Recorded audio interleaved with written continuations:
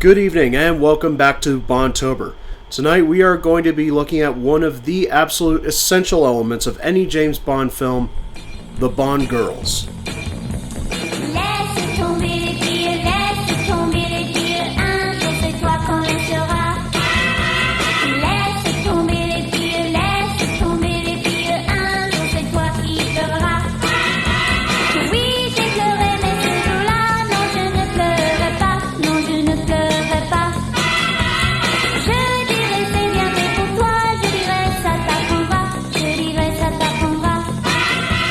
These ladies have been a staple since the first time Ursula Andress walked out of the water in Dr. No, and have become one of those expected staples ever since.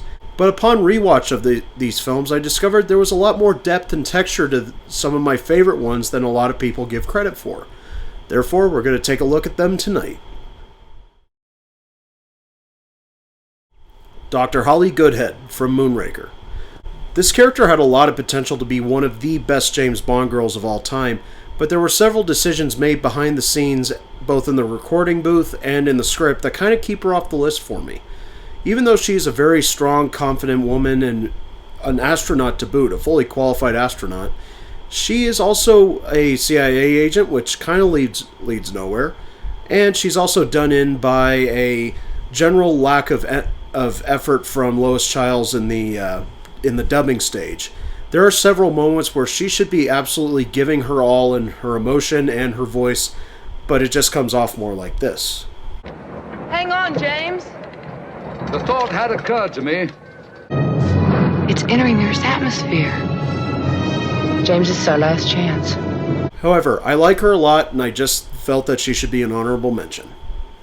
Tatiana Romanova from Russia with Love. This is a really interesting part that works halfway through the film, and then at a certain point, the effort in the writing and the direction and the acting from Daniela Bianchi kind of starts to trail off into a damsel in distress.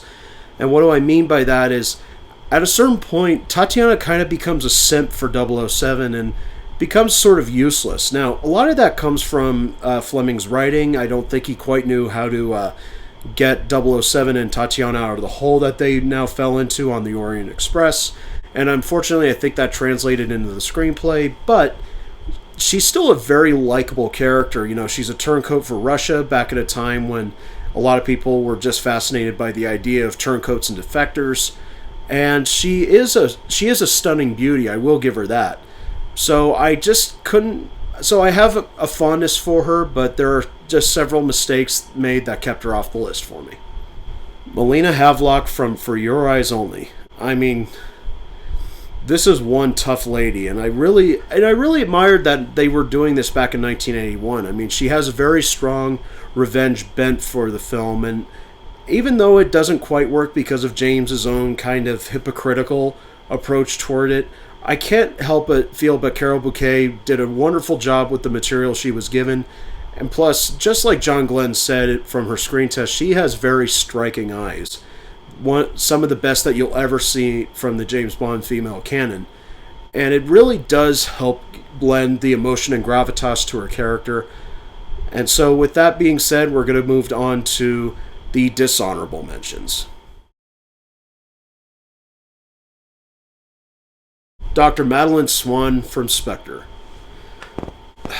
Most of you know that I don't really like Spectre, and I think one of the big problems was just the absolute sheer waste of Léa Seydoux as Dr. Madeleine Swann. Léa Seydoux is one of those really great, nuanced, balanced actresses that could give anything a punch. Unfortunately, I think this was the kind of film where her special and unique talents just don't come through for me. And on top of that, she's given a lot of cliched dialogue and characterization of how she hates James at first, doesn't want to be near him, but then they sort of fall in love, and then she sort of says, I don't want this life, you have to choose. They make it this big decision that James has to make, and it really isn't. It's a very hollow kind of characterization. With that being said, they improve her vastly in No Time to Die. I think there was much more care given to her character, and Cary Fukunaga was really good at helping Léa Seydoux bring out her talents once again. So I think she was kind of redeemed a little bit, but still on the dishonorable mention for her performance in Spectre. Dr. Christmas Jones from The World Is Not Enough. I'm going to try to be nice. Denise Richards has gone on record saying that she really didn't have that great of a time on set. There was a lot of hostility towards her, as she was more of a studio choice than she was a choice of Michael Apted or the producers personally. But with that being said, she's just dreadfully miscast, and lines that should come very naturally out of her feel very forced or very out of character for who Denise Richards is. But I give her a pass because I understand what this character meant, and I understand it's not her age that I have a problem with, it's just her personality. And so, with that being said, I'm going to move on from Christmas Jones to the two big offenders. Tiffany Case from Diamonds Are Forever.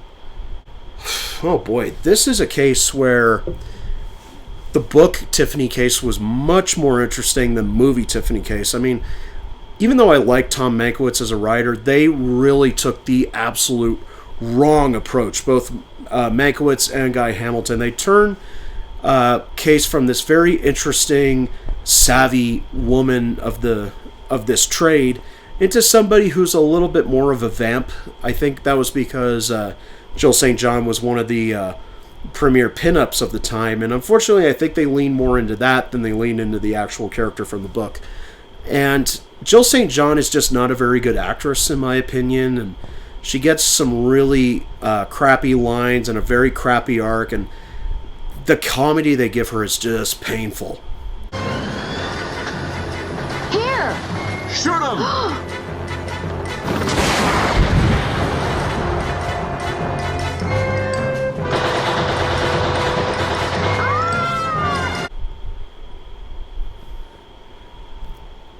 So, not quite my most hated, but close.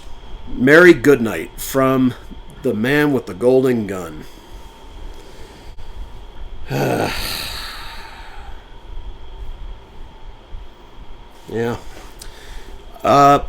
Mary Goodnight is a bimbo. This is the absolute most stereotypical James Bond girl that people like to cite as evidence that the Bond female characters are shallow, and a lot of that has to do with this singular character. Mary Goodnight is essentially useless. She is annoying, and she's thrust into a bikini against her own will, yet she doesn't seem to mind it as much. And she just gets in the way of James when he's trying to save the day, and she's trying to help.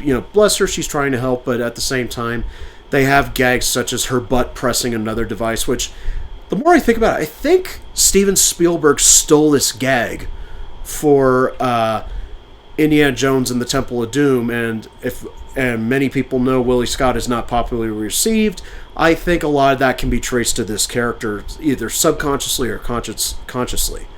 Like, I'll show you what I mean.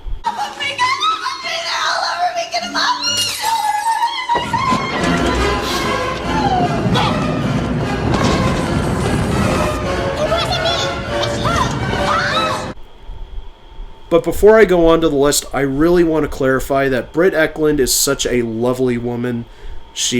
I've seen, again, in other performances, she's fun, she's witty, she's gorgeous, and she's very complete in these other performances. Even her comedy roles, she is much better than this. So Mary Goodnight gave the Bond girls a bad name. And it's not her fault, it's the fault of the filmmakers and the headspace of production at the time. Good night. Would I do that to you after 2 years?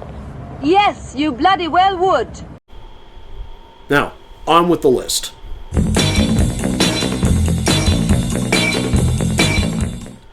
Wei Lin from Tomorrow Never Dies. Oh boy, I am very happy to talk about this one, especially since Michelle Yeoh just won the Academy Award for Everything Everywhere All at Once. Absolutely good for you. I was really happy that night. And it sort of justified my view that she is actually a really good actress. She's not just one of those physical actresses. She's an actress, capital A. And Wei Lin is a really good showcase for her, especially as her kind of introduction to the international market. Now, with that being said, I think the writers did do a disservice to her towards the end of the film in kind of forcing this romance between her and Pierce, which I understand it was very apropos and standard for the time that Bond ends up with the girl at the end.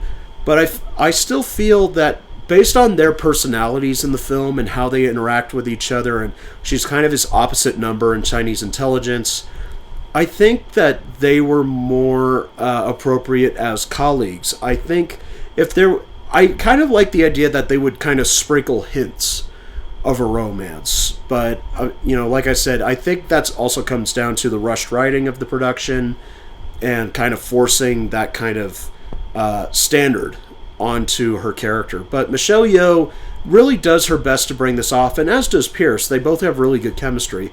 Plus, of course, her physical scenes are fantastic. I mean, this is Michelle Yeoh. She's amazing. And she also does kind of help set up Pierce for one of his absolute biggest laughs in any of the films. I had a stealth boat. You can see it during the day. It's invisible to radar, but not the human eye. Very novel. Wei Lin is a really good character, and I'm glad that she's being appreciated much more, just as Tomorrow Never Dies is being appreciated a lot more. Wei Lin, glad to have you on the list.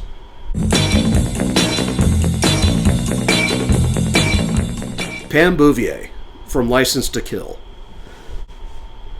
A lot of people don't seem to appreciate License to Kill as much these days. I mean, I've seen a little bit of a renaissance in terms of its popularity and how it really changed radically the idea of a lot of the facets of a James Bond film, and none the least of which was Pam Bouvier.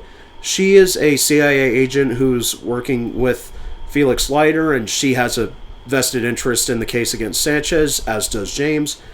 And I like that she's no nonsense with James. She obviously fancies him quite a bit, but I don't think she really lets that get in the way of her job. Now, there is a scene between her and Talisa Soto as Lupe where that seems to be where they're going with this, but you got to understand that I find that to be someone who falls in love very easily, a little more so than James, but I like the idea that Pam is kind of talked down by Q, and she gets on with the mission, and plus she's an ace pilot, she's great in a fight, and Carrie Lowell is just a beautiful woman. I was truly stunned by her beauty when I saw her for the first time. And I love that she has this kind of bickering relationship with James that kind of pays off at the end of the film, but not necessarily the best thing. I think there are other interactions that are slightly better. But I just couldn't imagine this list without Pam. Anya Amasova / Agent XXX from The Spy Who Loved Me. This is one of those Bond girls that people just absolutely love to talk about in contrast to Mary Goodnight. In fact, Anya was the successor of Mary Goodnight, and this showed that Albert Broccoli and Christopher Wood and Maybaum and the writers really paid attention to the criticisms and paid attention to just what was happening with the female characters in the Bond series, and I think this was an answer to that. Anya is a brilliant secret agent from the USSR.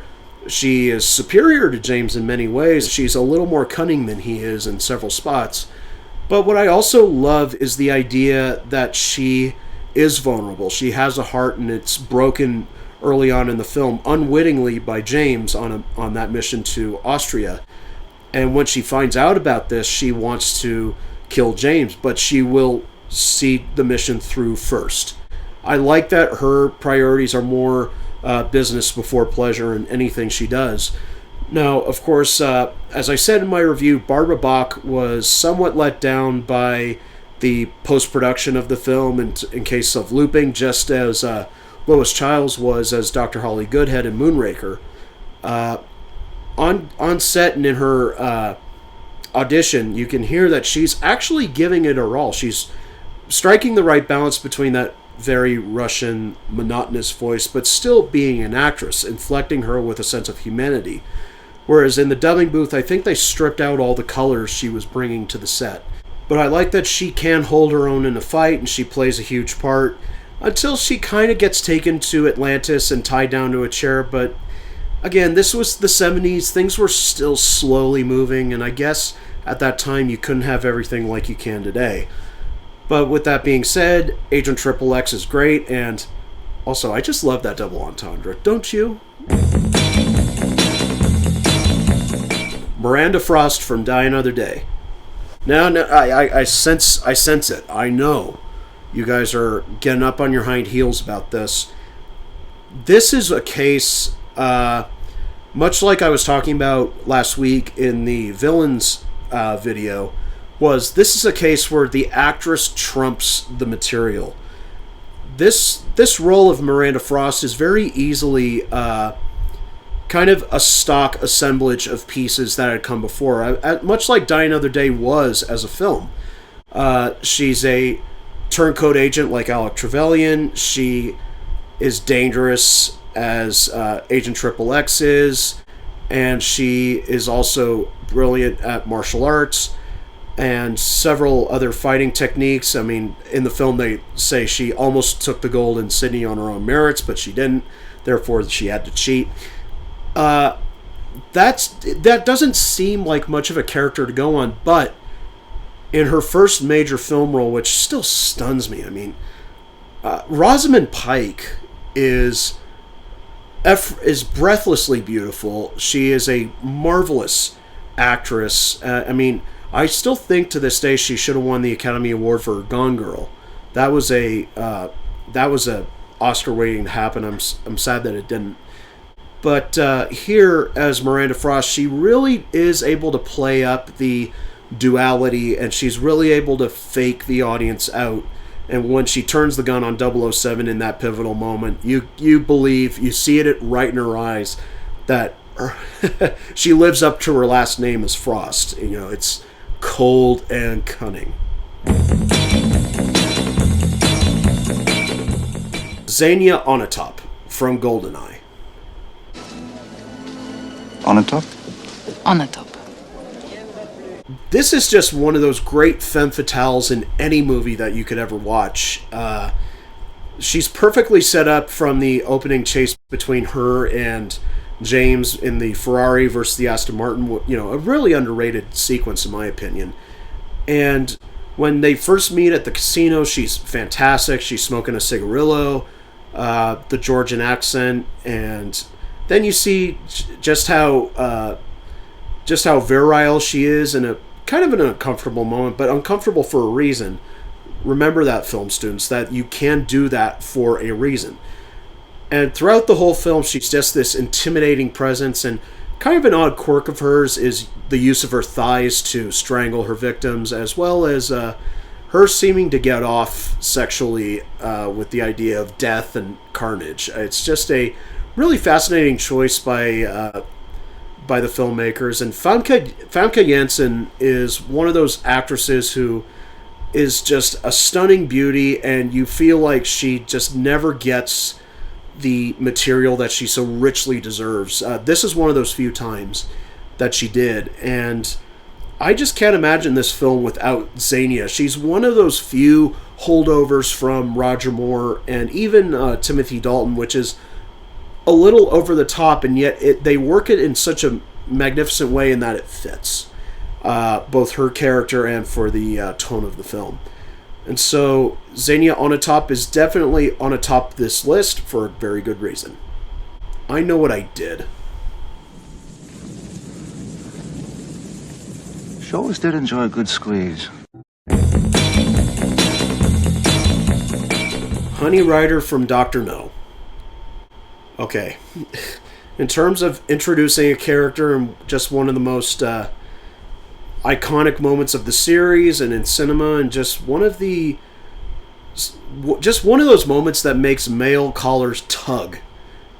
I mean, should I just... I'm just going to play the clip. I mean, what else could I say?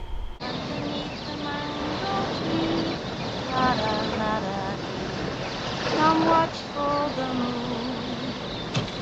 La da da da mango tree. But before you accuse me of keeping it at that, there is much more to Honey Rider than just that scene. And while Ursula Andress is one of those godly beauties of the 20th century and of all time, really, watching the film, just as I said in my review, there's a little bit more to Honey Rider than meets the eye. I mean, she's a quote-unquote native girl. I mean, Ursula Andress is European.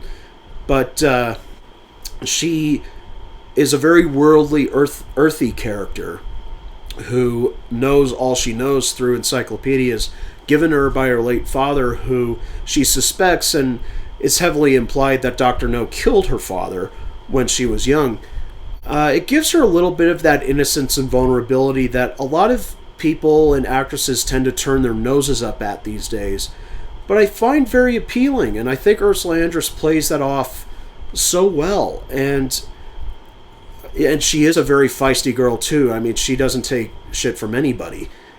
And of course, at the end, it's obvious, they chain her down to the floor, but that doesn't come off as a damsel in distress moment, but more of the base is exploding. He doesn't know where Honey is. He has to find her. It's not one of those cases where, I gotta go rescue her. He actually really is. He's screaming. He's grabbing everybody he can, and she's trying to get out. Obviously, it's not going to work, but she just comes off as one of those characters who you just love, and you love to root for. And when things like that are happening to her, you think in the audience, oh no, I don't want that to happen to her. I'll get her out, dude. Like, come on, 007. So I think that's a testament to both Fleming and Terrence Young, the director, and the writers, and of course Ursula Andress, just playing Honey Rider and one of the most iconic Bond girls for a reason. Pussy Galore from Goldfinger. I must be dreaming.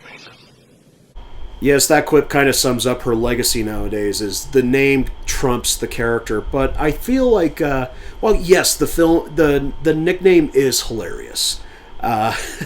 I mean, anybody with half a brain will know that it is quite funny. But again, that the legacy of the name trumps the actual character, and just the effortless performance of Honor Blackman as Pussy. And I just think that she's, just as Gert Frobe set the gold standard for villainy, just like I talked about in the last video, Honor Blackman set a gold standard for Bond girls to come. And she has it all. She has a very great personality. I love her playful interactions with Bond from the get-go, including this double entendre and hidden joke that you may not have realized was a double entendre and a hidden joke at the time. You can turn off the charm.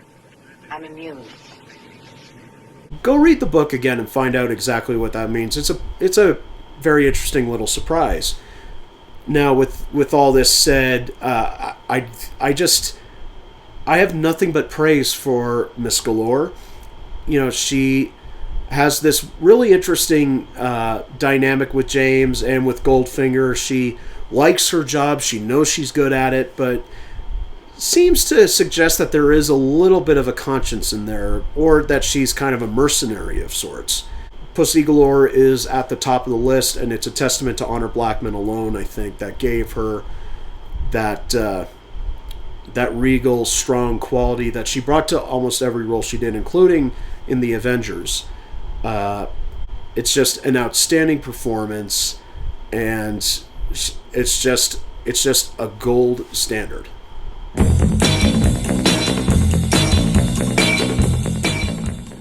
Natalia from GoldenEye.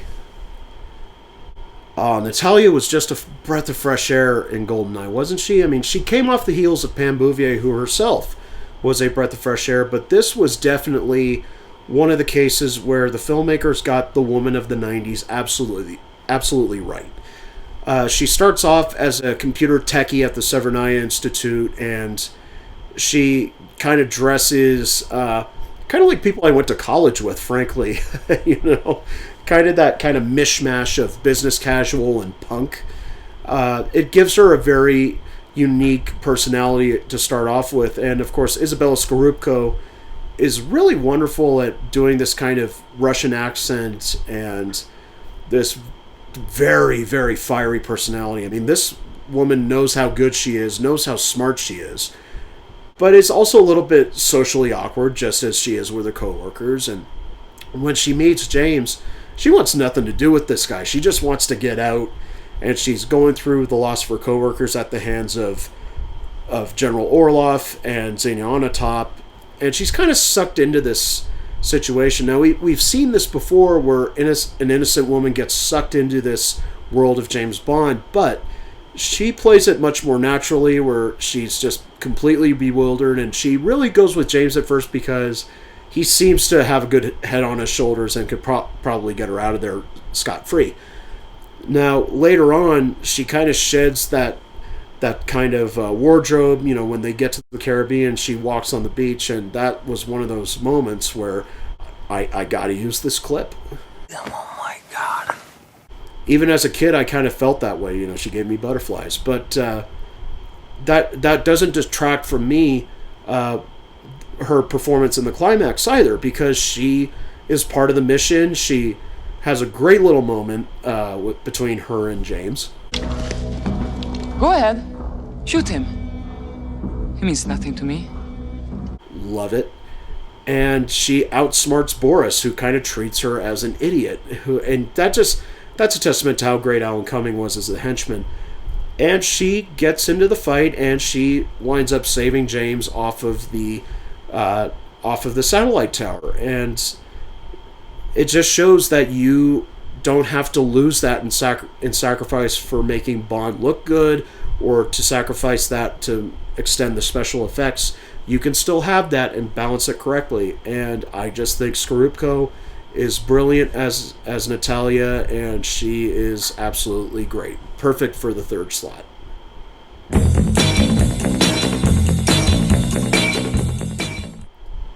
Tracy from On Her Majesty's Secret Service. Tracy. She is one of those great characters from Fleming's own pen that just leapt off the page and leapt right onto the screen at the behest of Peter Hunt. And of course, with the casting of George Lazenby as Bond, they reckoned that they would need an actress of enormous and great stature to play Tracy, and they wound up picking the absolutely gorgeous and multi-talented and really just an icon of British acting, Dame Diana Rigg. And I was when I first got into this film, I was a little hesitant because a lot of people had told me, oh, this is the bad one, this is the one where he gets married and the girl he marries is kind of blah. What were these people talking about? I mean, Tracy is one of the richest Bond girls of the whole franchise, just a great character in general. I love that they gave the time to show that she had a troubled past with her father and her first marriage, and that she tended to live dangerously because she seemed to have a death wish. But over the course of the film, she finds stability in her relationship with James, and I think she really did help bring George out of himself for his first performance. I think she had a lot to do with it, along with Peter Hunt's direction. And I love that she's part of the action. She just doesn't take a seat back. She doesn't... she acts like a person kind of dragged into the situation, but the fact that she knows how to stand up for herself. I absolutely love her in the final attack on Piz Gloria, where she battles the henchman and she smashes the champagne bottle, and she just has that look like, come at me.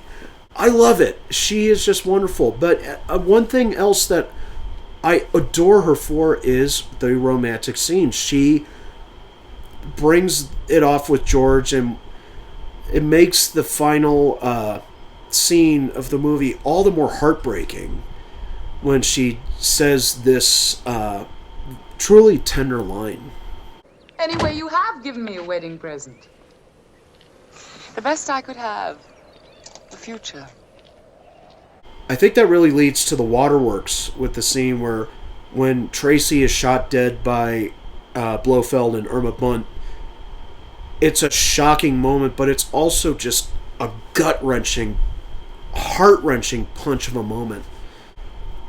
And you just hate to see this character die, and you kind of was hoping that there would be a future for her and for James. And I just think this really affected the way I felt about a lot of the James Bond girls to come, because this felt like a complete woman. This didn't feel like a supermodel cast to make the part look pretty. Diana Rigg is drop dead beautiful. I mean, let's face facts. But it just felt like Bond was interacting with a real person. And that again comes from Peter Hunt's insistence on making the film as real as he could and keeping it close to Fleming. And Fleming also had a little bit of a personal tie. He based her a little bit on a woman he used to be in love with named Muriel Wright, who was killed during the Blitz. And how heartbroken he was that he lost her.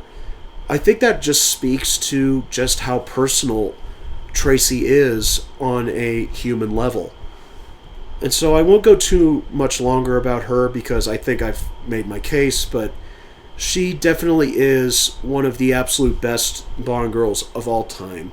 And please give On Her Majesty's Secret Service a chance. I think you'll be really impressed with Diana Rigg. And the number one James Bond girl is Vesper Lynd from Casino Royale. Oh my, Vesper. The first Bond girl and the best Bond girl in my opinion. The first because Casino Royale was the very first book published, and the first Bond girl where I legitimately thought, oh my god, this is a great character. I mean, I'd liked the characters up before then, but this was during a time when I was really starting to appreciate character and motivation and textured writing and textured acting.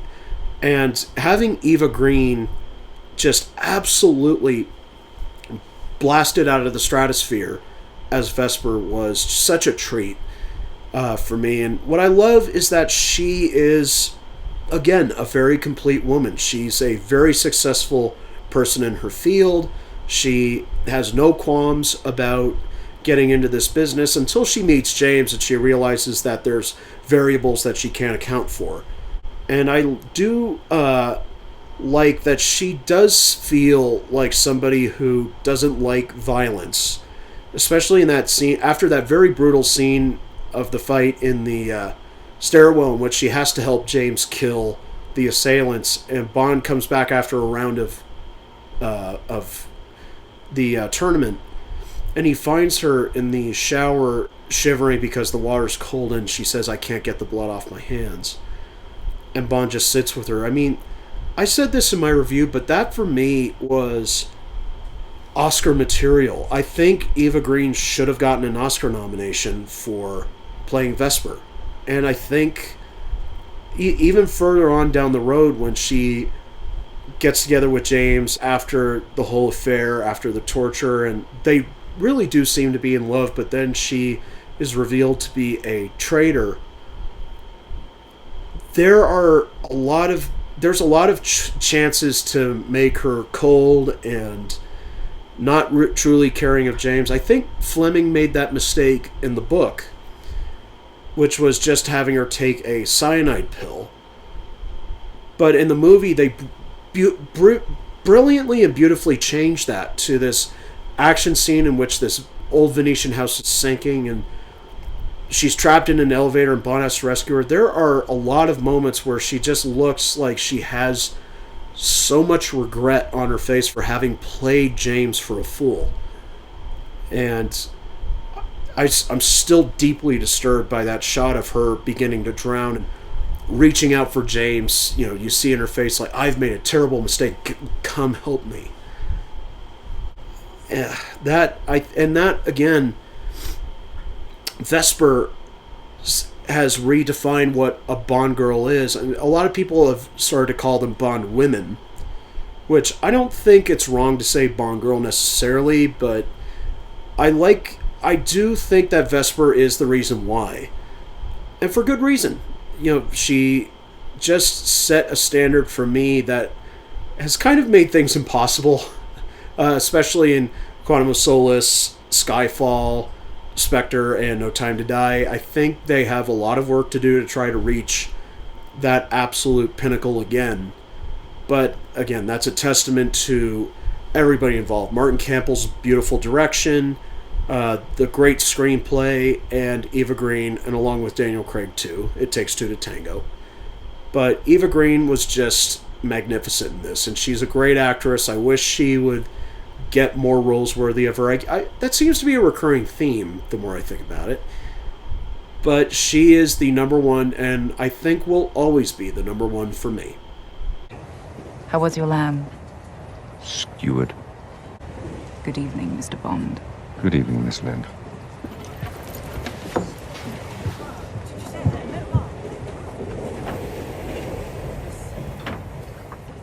And there you have it, the top 10 best James Bond girls of all time. Now, is that subject to change in the future? Who knows?